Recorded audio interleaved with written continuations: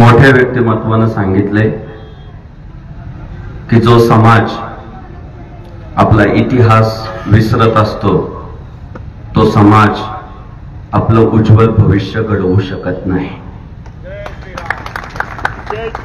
आणि आजचा जो मोर्चा आहे, आजचं जे आंदोलन आहे, तो महाराष्ट्राचा ऐतिहासिक वारसा जपण्यासाठीचं हिंदूंचं आंदोलन आहे। मालोजीराजे भोसले, माझ्या अगोदर कोणतरी बोललं की मालोजीराजे भोसले यांची गडी ही इंदापूरकरांची अस्मिता आहे। मला ते थोडं चुकीचं वाक्य वाटतं। मालोजी राजांची गडी ही फक्त इंदापूरकरांची अस्मिता नाहीये, हिंदू धर्मात जन्माला आलेल्या महाराष्ट्रातल्या प्रत्येक नागरिकाची ती अस्मिता आहे। मालोजीराजे भोसले त्या कुळामध्ये पवित्र ते कुळ पावन तो देश जेथे हरीचे दास जन्म घेती। शूरवीर जन्माला घालायचे असले तर बीज सुद्धा शुद्ध असावं लागतं, कुळ पवित्र असावं लागतं। त्याच परिवारामध्ये साधू संतांचा, दानशूरांचा आणि वीरांचा जन्म होत असतो। ज्या घराण्यामध्ये भवानी मातेचा लेक तो महाराष्ट्राचा राजा होता, झुकला नाही कुणासमोर, दुर्जनांचा तो काळ होता।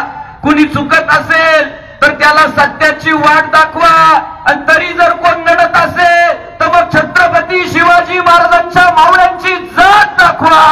हा इतिहास ज्या राजानं रचला, आजही आमच्याकडचं 5 वर्षाचं पोरगं उठवलं, त्याला विचारलं तुझं अस्तित्व काय, ओळख काय, त्या अभिमानानं छाती फुगवताना गर्वानं सांगतं की अरे चिरल्या जरी आमच्या नसा तरी उधळण होईल भगव्या रक्ताची, आणि फाडली जरी आमची छाती तरी मूर्ती दिसेल छत्रपती शिवाजी महाराजांची। आज हिंदू धर्मात जन्माला आलेल्या महाराष्ट्रातील प्रत्येक नागरिकाच्या नसा नसात शिवराय भिनलेले आहे। आणि ते छत्रपती शिवाजी महाराज ज्या घराण्यात जन्माला आले, मालोजीराजे भोसलेंचं घराणं, ते मालोजीराजे भोसले या इंदापूरमध्ये जुनं इंद्रप्रस्थ ऐतिहासिक वारसा आहे। मी रात्री मुक्कामाला आलो इंदापूरमध्ये। सकाळी उठल्यानंतर मला पोरांनी सांगितलं चला तुम्हाला देवदर्शन करून आणतो। मला वाटलं एखादं देऊळ असेल, जाऊन येऊ दर्शनाला। दर्शनाला सुरुवात केली, तब्बल 2 तास संपले, पण इंदापूर मधले मंदिर संपले नाही। एवढा मोठा वारसा या इंदापूर शहराला लाभलेला आहे। जागोजागी प्राचीन अशा प्रकारची मंदिर आहेत, धर्मस्थळ आहेत। त्याचं कारण मालोजीराजे भोसले यांचं हे ठिकाण। आज त्याच्यावर अतिक्रमण होत आहे। छत्रपती शिवाजी महाराज ज्या घरात जन्माला आले त्या ऐतिहासिक वारशावर आज अतिक्रमण होत आहे। छत्रपती शिवाजी महाराज, छत्रपती शिवाजी महाराज, छत्रपती शिवाजी महाराज, काय नातं काय तुमचं छत्रपती शिवाजी महाराजांशी? राणे साहेब, काल परवापासनं त्या बांगलादेश मधले व्हिडिओ माझ्या मोबाईल मध्ये येत आहेत। आया बहिणींच्या अशा प्रकारे आबरू लुटल्या जात आहे। इतका गलिच्छ प्रकार, इतकी विकृत मानसिकता। दारूच्या बाटल्या आमच्या बहिणींच्या योनी मार्गामध्ये बांगलादेशमध्ये घातल्या जात आहे, घरं पेटवली जात आहे, देवळं पेटवली जात आहे, सरतन से जुदा म्हणत मुडके कापली जात आहे। आणि मग तिथली परिस्थिती पाहिल्यानंतर की कवी कलश त्या काळात जे म्हणाले होते ना, काशी की कला जाती मथुरा में मस्जिद बसती, अगर ये छत्रपती शिवाजी न होते तो हम सबकी सुन्नत होती। अहो, या महाराष्ट्रात छत्रपती शिवाजी महाराज जन्माला आले म्हणून इथला हिंदू धर्म शिल्लक राहिला, इथली हिंदू अस्मिता टिकली। इथला भगवा जो सूर्यनारायणाचा, भगवान रामांचा, भगवान कृष्णांचा, तोच भगवा छत्रपती शिवाजी महाराजांनी जो फडकत ठेवला, कदाचित जर छत्रपती शिवाजी महाराज या मातीत झाले नसते तर कदाचित आपली तरी काय परिस्थिती वेगळी, त्याच परिस्थितीला आपल्याला सामोरं जावं लागलं असतं। पण छत्रपती शिवाजी महाराजांमुळे समर्थ रामदास स्वामी म्हणतात, महाराष्ट्र धर्म राहिला काही तुम्हा कारणे, या भूमंडळाचे ठाई धर्मरक्षी ऐसा नाही, आणि महाराष्ट्र धर्म राहिला काही तुम्हा कारणे. त्या काळात समर्थांनी कबुली दिली की महाराज आम्ही भजन केलं असतं, पण तुम्ही तलवारीच्या जोरावर हिंदू धर्म टिकवून दाखवला, महाराष्ट्रातला धर्म तुमच्यामुळे शिल्लक राहिला, हे त्या काळात कबुली दिली. आणि म्हणून शिवरायांचं कर्तृत्व काय, तर तुम्ही आम्ही आज जे आनंदाने आंदोलनाला, सभेला, हिंदुत्वाचा गजर करायला जे पुढे येतोय ना, यात सर्वात मोठे उपकार जर कोणाचे तर छत्रपती शिवाजी महाराजांचे. आणि त्या छत्रपती शिवाजी महाराजांच्या घराण्याचा इतिहास संपवण्याचा प्रयत्न होतोय. ती गडी मी इंदापूरकरांना सांगतोय, अजूनही सावध व्हा. ती गडी आहे ना, गडी त्या इतिहासातल्या साक्षी पुरावेत. उद्या काळ उलटून गेल्यानंतर इतिहासामध्ये भेसळ केली जाते. शिवाजी महाराज हिंदुत्ववादीच नव्हते असं सांगितलं जातं, शिवाजी महाराज धर्मच मानित नव्हते असं सांगितलं जातं. आणि हे जे ऐतिहासिक पुरावे हे जर भविष्य काळात संपले ना, तर कदाचित 100 वर्षानंतर एखादी अशी पण अवलाद जन्माला येईल, या महाराष्ट्रात शिवाजी महाराज नावाचं पात्रच जन्माला नाही आलं असं सुद्धा म्हणायला मागं पुढं पाहणार नाही. मग अशा काळामध्ये या ऐतिहासिक वास्तू जपणं तुमचं आमचं सगळ्यांचं कर्तव्य आहे. आज इथं जमलेले हे सगळे हिंदू बांधव ना, स्वतःच्या सातबाऱ्यासाठी नाही, घरादाराची कामं सोडून, बायकोचं बोलणं खाऊन, आई बापाचं बोलणं खाऊन इथं जे जमले ना, ते बांधावरच्या भांडणासाठी नाही, तर हिंदुस्थानाची अस्मिता टिकवण्यासाठी जमले आहे. मी सगळ्यांचं अभिनंदन करतो. नितेशजी राणे साहेबांना ट्रॅफिक लागलं, आज त्यांच्या घरामध्ये त्यांचे पिताश्री थोडेसे आजारी आहेत, पण साहेब त्यांना भेटायला नाही गेले. मला मोर्चाला गेलं पाहिजे म्हणून साहेब डायरेक्टली इथपर्यंत आले. खरं तर अशी माणसं दुर्मिळ होत चालली आहे. मी मागे एका भाषणात सांगितलं की काय नितेश राणे साहेबांचा तरी स्वार्थ आहे. अहो, प्रत्येक जण सध्या तर काळ असा आहे, वातावरण असं आहे, दिवस जवळ आले, जे ते मतदारसंघात फिरतय. त्याला आपण कशालाही सांगितलं ते म्हणतो नको बाबा, मतदारसंघातली कामं बाकी आहे, मतदारसंघात भेटी दिल्या पाहिजे, लय लोड आहे, लय कव्हर करायचंय. आणि हा बाबा मतदारसंघ सोडून फक्त माझ्या हिंदूंची ओळख टिकली पाहिजे, माझ्या हिंदू बांधवांवर अन्याय नाही झाला पाहिजे, माझ्या हिंदुस्थानातल्या अस्मिता टिकल्या पाहिजे, म्हणून महाराष्ट्रातला कानाकोपरा पिंजून काढतोय. आपल्याला नितेश राणे साहेबांचे धन्यवाद मानावेच लागतील. मागे करमाळ्याला आम्हाला सांगितलं गेलं काय,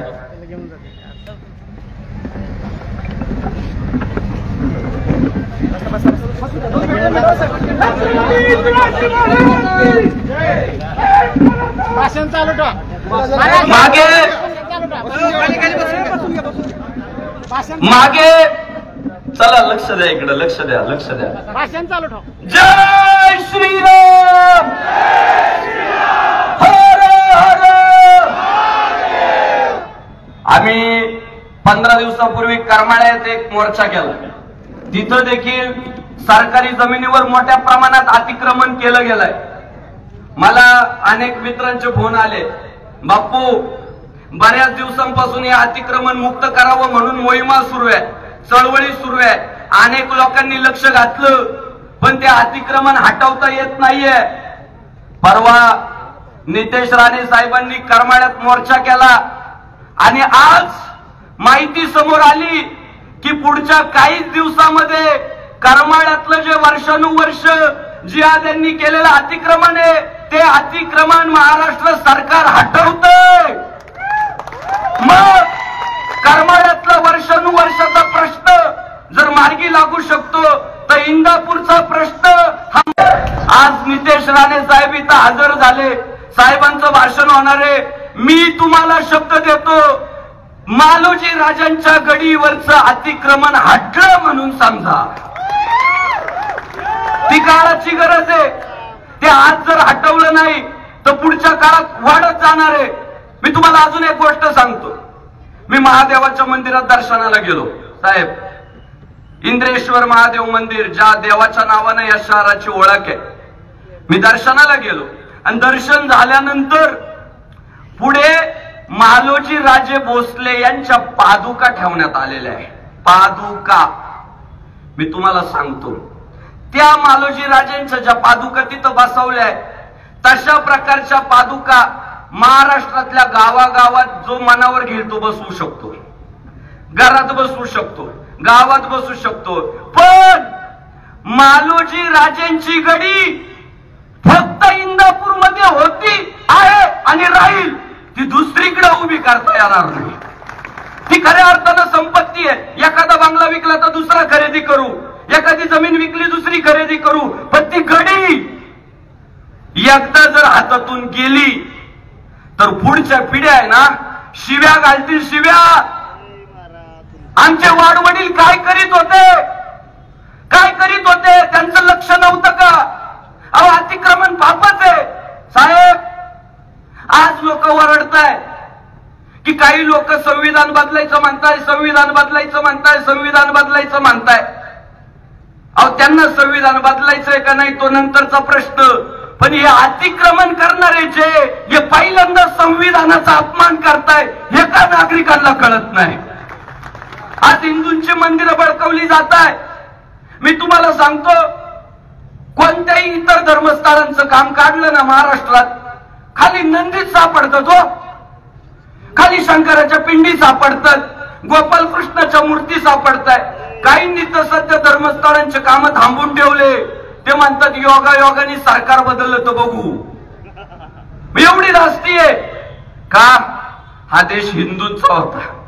या देशामध्ये, आणि दादा हिंदूच तारू शकतो या देशाला, परधर्मियांना सुद्धा कळालं पाहिजे. बाबांनो, विचार करा, बांगलादेश मध्ये शेख अब्दुल्ला, बांगलादेश स्वातंत्र्य लढ्यामधलं मुख्य व्यक्तिमत्व. बांगलादेश कोणामुळे स्वतंत्र झाला तर त्यांच्यामुळे स्वतंत्र झाला. त्यांनी त्या देशाचा कारभार सांभाळला अनेक वर्ष. त्यांची मुलगी शेख हसीना, अहो बहुमतानं तिनं सरकार स्थापन केलंय तिथं. ती पंतप्रधान आहे त्या बांगलादेशची. पण बघा तिथली मानसिकता, तिथलं सैन्य शेख हसीनांच्या विरोधात गेलं. तिथली जनता शेख हसीनांच्या विरोधात गेली आणि त्या देशात अराजक किती माजावं, इतकं अराजक माजावं की त्या शेख हसीनांना देश सोडून पळून जायची वेळ यावी. माझा मुद्दा पुढे आहे. शेख हसीनांना देश सोडून पळून जायची वेळ आली. जवळजवळ माझ्या अभ्यासानुसार जगाच्या पाठीवर 59 देश मुसलमानांचे. किती? 59 देश मुस्लिम धर्मियांचे. पण ते शेख हसीना जेव्हा तिला कळतं की आता देशातून पळून गेल्याशिवाय पर्याय नाही, तेव्हा तिच्या समोर एकच उत्तर येतं, आता मी सुरक्षित फक्त भारतात राहू शकते. अहो, तिने पळून जाण्यासाठी देश कोणता निवडला तर भारत निवडला. का? तिला माहित होतं जगाच्या पाठीवरचा एकमेव देश आहे ज्या देशात काही जरी झालं तरी बाईच्या अंगाला कोण हात नाही घालणार. अहो, ती भारतात आली, ही हिंदुस्थानाच्या दृष्टिकोनातून किती अभिमानाची बाब आहे. अहो, तिच्या देशात काय झालं, परधर्मियांनी सुद्धा या गोष्टी समजून घ्या. काय झालं तिच्या देशात? तिच्या देशात ना ती नाही ना सापडली तर तिथल्या विकृत मानसिकता असणाऱ्या जिहाद्यांनी तिचे आंतरवस्त्र, त्याची धिंड काढली. हो, ही लायकी आहे त्यांची, आंतरवस्त्रांची धिंड काढावी, इतकी खालची पातळी गाठावी. अहो, आमच्या देशात स्त्रीला तर माता मानतात, पण तिचे आंतरवस्त्र वाळत जरी घातले ना ते दुसऱ्या कपड्याखाली झाकण्याची पद्धत आहे. ही संस्कृती हिंदुस्थानाची. तर शेख हसीना हिंदुस्थानात यायचं म्हणतात, ही हिंदूंची ओळख का वाटलं असेल? शेख हसीनांना हिंदुस्थानातच जावं. त्यांना माहिती आहे त्या देशात बहुसंख्य हिंदू आहे, म्हणून आपण हिंदुस्थानात गेलो पाहिजे.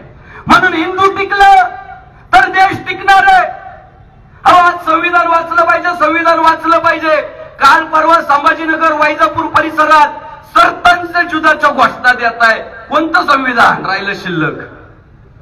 या धोक्याच्या घंटा आहे. या जर आज कंट्रोल नाही केल्या तर भविष्य काळात धोका आहे. आणि त्यासाठी धर्मनिष्ठा जागी होणं गरजेचं आहे.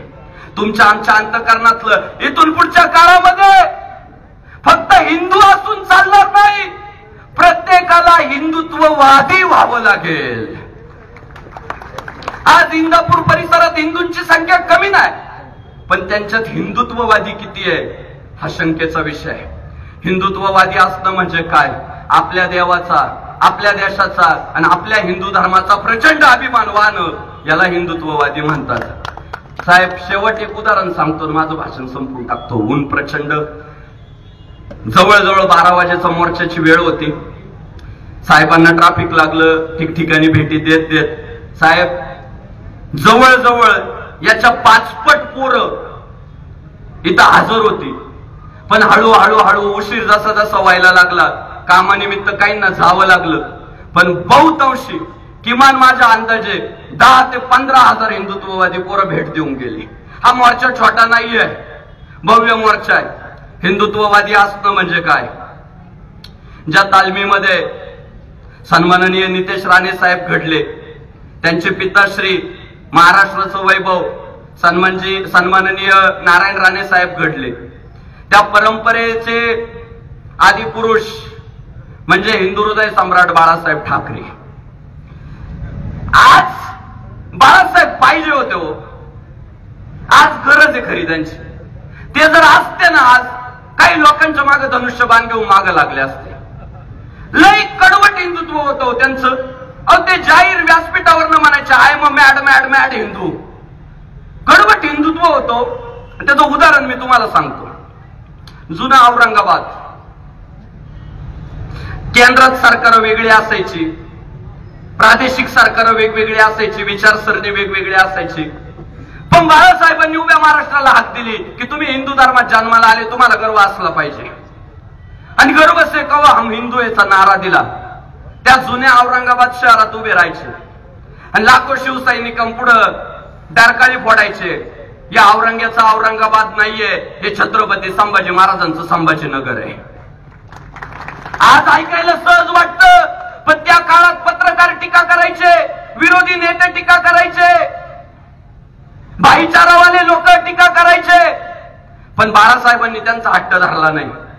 त्या औरंगाबाद, ज्या औरंग्यानं 40 दिवस आमच्या महाराजांवर अनन्वित अत्याचार केले, ज्या छत्रपती संभाजी महाराजांनी 9 वर्ष औरंग्याला झुलवत ठेवलं, तो औरंगजेब या महाराष्ट्रात शहराला त्याचं नाव असता कामा नये. आणि चालू ठेवलं त्यांनी. सामन्यात कधी त्यांनी औरंगाबाद नाही लिहिलं, बोलण्यात कधी औरंगाबाद म्हटले नाही, संभाजीनगर म्हणायचे. त्यांचे कडवट शिवसैनिक संभाजीनगरच म्हणायचे. सामना वृत्तपत्रात संभाजीनगर. त्यांनी तो हट्ट लावून धरला. आणि बाळासाहेब नाही राहिले बरं का शरीर रूपानं, पण 2022 मध्ये बाळासाहेबांच्याच पाठ्यांनी त्या शहराचं नाव संभाजीनगर करून टाकलं. आलं ना यश त्यांच्या हिंदुत्वाला, आलं ना यश त्यांच्या निष्ठेला. उद्या कदाचित जेव्हा ती घडी अतिक्रमण मुक्त होईल ना, सगळ्यांनी फोटो सांभाळून ठेवा आजचे, पुढच्या पिढ्यांना दाखवा आम्ही मोर्चाला गेलो होतो म्हणून घडी मुक्त झाली. पुढच्या पिढ्यांनी अभिमानानं सांगितलं पाहिजे आमचा बाप हिंदुत्ववादी होता, त्याला धर्माचा अभिमान होता, इतिहासाचा अभिमान होता. बाळासाहेबांनी हट्ट धरला, संभाजीनगर नाव झालं. आता दुर्दैव तुम्हाला सांगतो, जेव्हा सरकारी कागदपत्रांवर औरंगाबाद होतं, सरकारी इमारतींवर औरंगाबाद होतं, तेव्हा सगळे हिंदुत्ववादी त्या शहराला संभाजीनगर म्हणायचे. आज 2024 मध्ये ना सरकारी कागदपत्रांवर संभाजीनगर झाले, सरकारी इमारतींवर संभाजीनगर झाले. 2024 मध्ये सरकारी कागदपत्र संभाजीनगर, सरकारी इमारती संभाजीनगर झाले. तरी सुद्धा आपल्यातले काही नसला ना तर अशी विचारांची भेसळ होती. कुठं ते विचारां, कुठं आम्ही आज काय वागतोय. म्हणून पुढच्या काळामध्ये आपल्याला धर्माभिमानी व्हावं लागेल, निष्ठावंत व्हावं लागेल. निष्ठावंत भाव भक्ताचा स्वधर्म, तो आपल्या देवतेशी प्रामाणिक राहिला पाहिजे. महाराष्ट्रभर जे पीरांचे देवस्थान आहे, ते पीर सगळ्या नाथ भक्तांच्या समाध्या आहे. नवनाथ ग्रंथ सार श्रावणात घरोघर चालू आहे. नवनाथ ग्रंथसार अभ्यासात त्यात सांगितलं गेलं की पीराची जी देवस्थान आहे त्या काही नाथांच्या समाध्या आहे आणि काही नाथ भक्तांच्या समाध्या आहे. ती पीरांची स्थानं सुद्धा बळकवली गेली आहे. नको त्या चादरी नको ते रंग तिथं टाकले जात आहे. ते पीर देखील हिंदूंची अस्मिता आहे. परिसरात जेवढे काही पीर असतील ते पीरांकडे दुर्लक्ष करू नका. ते पीर हिंदू धर्माचीच दैवत आहे. हे आपल्याला सांभाळावी लागणार आहे. म्हणून आदरणीय नितेश राणे साहेब निवेदक म्हणाले की धर्मवीर आनंद दिघे साहेबांनंतर हिंदू हृदय बाळासाहेब ठाकरे साहेबांनंतर आम्ही आशेने जर कुणाकडे पाहतो तर सन्माननीय नितेश राणे साहेबांकडे पाहतोय. जातीपेक्षा धर्माला महत्व देणारं व्यक्तिमत्व आहे. अरे आज जात जात जात जात जात, अरे उद्या धर्म नाही शिल्लक राहिला तर तुम्हाला कोण ब्राह्मण म्हणणार आहे, कोण वंजारी म्हणणार आहे, कोण सुतार म्हणणार आहे. आणि धर्म शिल्लक नाही राहिला तर आम्हाला कोण मराठा म्हणणार आहे. हो, कंधों से बड़ी छाती नहीं होती और धर्म से बड़ी कोई जाति नहीं होती. दीपक ही नहीं बचा तो बाती का क्या करोगे, हिंदू धर्म ही नहीं बचा तो जाति का क्या करोगे. हिंदू धर्मात जन्माला आलेल्या प्रत्येक माझ्या भावाला माझी विनंती आहे, आपापल्या चळवळी राबवत असताना हिंदुत्वाच्या कामाला आडसर ठरणार नाही याची काळजी घ्या, नाहीतर पुढच्या पिढ्या शिव्या घालतील. आपल्या आपल्या चळवळी चालू ठेवू, पण हिंदुत्वाच्या कामात तुका म्हणे सत्य कर्मा व्हावे साह्य आणि घातलिया भय नरका जाणे. सत्य कर्माला धर्माच्या कार्याला धर्माचे पालन करणे पाखंड खंडन. धर्माच्या चळवळीला जर आपण साथ नाही दिली तर तुकाराम महाराज म्हणतात आपलं पतन झाल्याशिवाय राहणार नाही. म्हणून मी इंदापूर परिसरातल्या शहरातल्या सगळ्या हिंदुत्ववादी चळवळीतल्या सहकार्यांचे मनपूर्वक अभिनंदन करतो, त्यांना शुभेच्छा देतो आणि जाता जाता एक सल्ला देतो की आपल्यातल्या एखाद्या जरी पोराला अडचणीत सापडला, कारवाई त्याच्यावर होत असली तर एक मेसेज व्हॉट्सअपला पडला ना, हिंदूंची फौजच्या फौज त्या पोराच्या संरक्षणासाठी उभी राहिली पाहिजे. तेव्हा म्हणू नका तो कोणत्या संघटनेचा आहे, तो कोणत्या पक्षाचा आहे, तो कोणाचा शिष्य आहे, कोणाचा कार्यकर्ता आहे. माझा हिंदू बांधव आहे त्याच्यासाठी मला गेलं पाहिजे या भावनेने आपण प्रेरित होऊ. जो हिंदू हित की बात करेगा वही देश पे राज करेगा. हिंदुत्वाच्या चळवळीला पाठबळ देऊ. साहेबांच्या चरणी प्रार्थना करतो. साहेब